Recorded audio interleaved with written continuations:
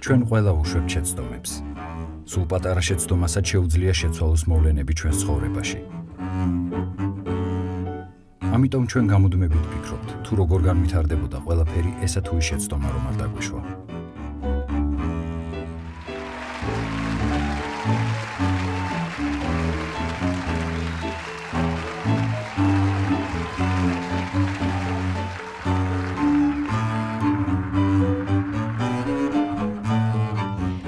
ისტორიაში კი არსებობს უფრო დიდი შეცდომებიც, რომელსაც გლობალური შედეგები მოჰყვა. წარმოგიდგეთ მსოფლიოში მომხდარ ყველაზე დიდ შეცდომებს. ბიზანტია. დედაქალაქი კონსტანტინოპოლი. ბიზანტიის იმპერია საუკუნეების განმავლობაში ყველაზე ძლიერ პოლიტიკურ, ეკონომიკურ, კულტურულ და სამხედრო ძალას წარმოადგენდა ევროპაში. მიზეზი კი რის გამოც 1453 წელს თურქებმა საბოლოოდ მოახერხეს კონსტანტინოპოლის აღება ერთი უბრალო დარაჯის შეცდომა იყო. კონსტანტინოპოლს გარს დიდი გალავანი ერტყა. სწორედ ის იცავდა მას თურქების შემოსევებისგან და ქალაქის დაპყრობა თითქმის შეუძლებელი იყო. დარაჯმა, რომელსაც გალავნის მთავარი კარი ღია დარჩა, საბოლოოდ დაანგრია ერთ დროს უდიდესი იმპერია.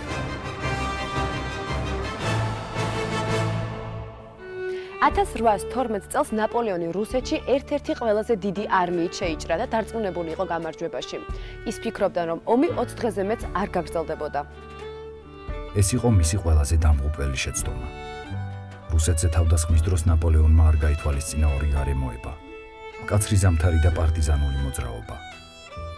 2 თვის შემდეგ 600,000 მეომრიდან, რომელიც ნაპოლეონს თან ახლდა, მხოლოდ 100,000 დარჩა. ჯარისკაცები ყინვისა და შიმშილისგან იხოცებოდნენ. ამიტომ ნაპოლეონს უკან დაბრუნება მოუწია.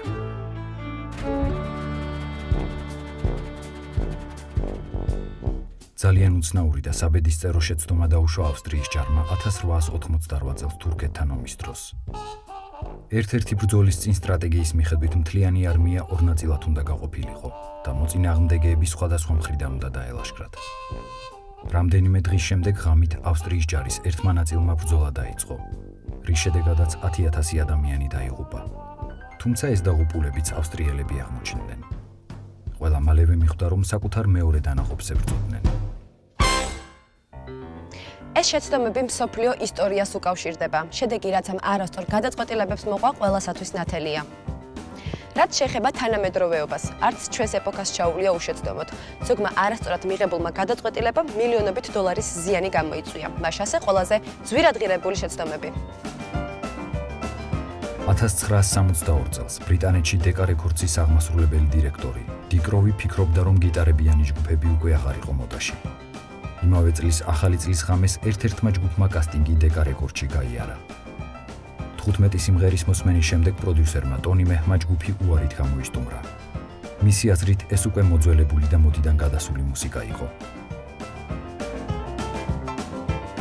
ამის შემდეგ ჯგუფმა ემი რეკორდსთან გააფორმა კონტრაქტი, რომელსაც ერთ წელიწადში 40 მილიონი ფუნტ სტერლინგი მოუტანა. დღეს ჩვენ ამ ჯგუფს ბითლზების სახელით ვიცნობთ. ნასამ 125 მილიონი დოლარი და რამდენიმე წელი დახარჯა მკვლევარი ზონდის შექმნაზე, რომელსაც მარსის კლიმატი უნდა შეესწავლა და მონაცემები დედამიწაზე გადმოეგზავნა. ზონდთან კონტაქტი მისიის დაწყებამდე გაწყდა. აღმოჩნდა, რომ NASA-ს პროექტზე ყველა მომუშავე ჯგუფი გამოთვლებისთვის საზომად მეტრულ სისტემას იყენებდა და მხოლოდ ერთი ჯგუფი ყველა გამოთვლას დუიმებში, ფუტებსა და იარდებში აფიქსირებდა. სწორედ ეს გახლდათ შეცდომის მიზეზი. NASA-ში არსებული გაუგებრობის გამო 125 მილიონიანი ზონდი შორეულ კოსმოსში გაუჩინარდა. გენიალური ჰარი პოტერის ავტორს, ჯოან როულინგს 12-მა გამომცემლობამ უარი უთხრა წიგნის გამოცემაზე. რედაქტორების აზრით წიგნი საკმაოდ მოსაწყენი და გაუგებარი იყო. ზედმეტი ფანტასტიკითა და ზღაპრით გაჯერებული, რომლის წაკითხვასაც ხალხი არ მოისურვებდა. დღესდღეობით ჰარი პოტერის 7-ვე წიგნი მსოფლიოში ყველაზე სწრაფად გაყიდვადია. ის 12 გამომცემლობა კი ალბათ ვერასოდეს აპატიებს საკუთარ თავს ამ უდიდეს შეცდომას. თუმცა შეცდომა ყოველთვის ცუდის მომტანი არ არის. აღმოჩნდა, რომ სწორედ ჩვენი დაშვებული შეცდომებით ხანდახან გენიალურ გამოგონებამდეც მივდივართ. მაგალითად, ჩარლზ გუდირი მრავალი წელი ცდილობდა ხარისხიანი რეზინის მიღებას. ერთხელ მან შეცდომით სამზარეულოში გას ქურაზე კაუჩუკისა და გოგირდის კრისტალები გაადნო. ეს 1854 წელს მოხდა. შემთხვევით აღმოჩენილმა რეზინის მიღების რეცეპტმა, რომელიც სიცხეში და სიცივეში დეფორმაციას არ განიცდის, სათავე დაუდო ელექტროობის განვითარებას, რადგან ასეთი რეზინა საუკეთესო საიზოლაციო მასალა აღმოჩნდა. მსოფლიოში განთქმული და ყველასათვის კარგად ცნობილი შოკოლადის ორცხობილის ისტორია 1930 წელს იწყება. როდესაც პატარა სასტუმროს დიასახლისმა რութ ვეიკფილდმა გემრიელი ორცხობილის გამოცხობა გადაწყვიტა. ერთხელ მან შიგთავსისთვის შოკოლადის ფილა დაამტვრია და ნატეხები ცომში ჩადო, იმ იმედით, რომ შოკოლადი გადნებოდა და ცომი ყავისფერს მიიღებდა. საბედნიეროდ დიასახლის ფიზიკის კანონმა უმტყუნა და ღუმელიდან გამოიღო ორცხობილა, რომელსაც გულში ისევ შოკოლადის ნატეხები ჰქონდა. მზარეული ჯორჯ კრუმი პატარა სასადილოში მუშაობდა. ერთხელ უკმაყოფილო კლიენტმა სთხოვა კარტოფილი უფრო თხლად დაეჭრა და უფრო ძლიერად შეეწვა. მზარეულმა დაჭრა კარტოფილი უფრო თხლად და შეწვა უფრო ძლიერად. კლიენტი კვლავ უკმაყოფილო დარჩა და ისევ მოითხოვა კარტოფილის თავიდან მომზადება.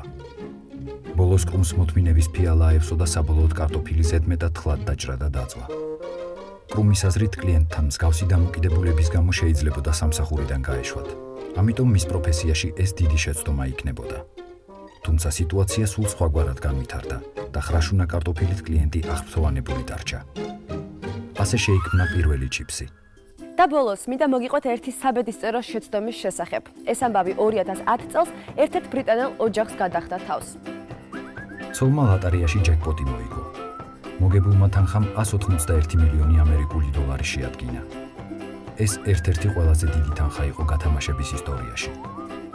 საუბედუროდ ქმარმა არ იცოდა, რომ ცოლმა მოიგო და ბილეთი გადააგდო. მიუხედავად იმისა, რომ წყვილმა ჯეკპოტი ვერ მიიღო, თანხა ქველმოქმედებაზე დაიხარჯა. ამ ამბავში ყველაზე გასაკვირი ის არის, რომ ეს წვილი დღემდე ერთად ცხოვრობს. ასე რომ ერთადერთი რისი თქმაც მე შემიძლია არის ის, რომ თუ ადამიანი მართლა გიყვართ, მაშინ მას ყველანაირ შეცდომას აპატიებთ. შენ აპატიებდი? რა, 181 მილიონ დოლარს, რა სისულელეა.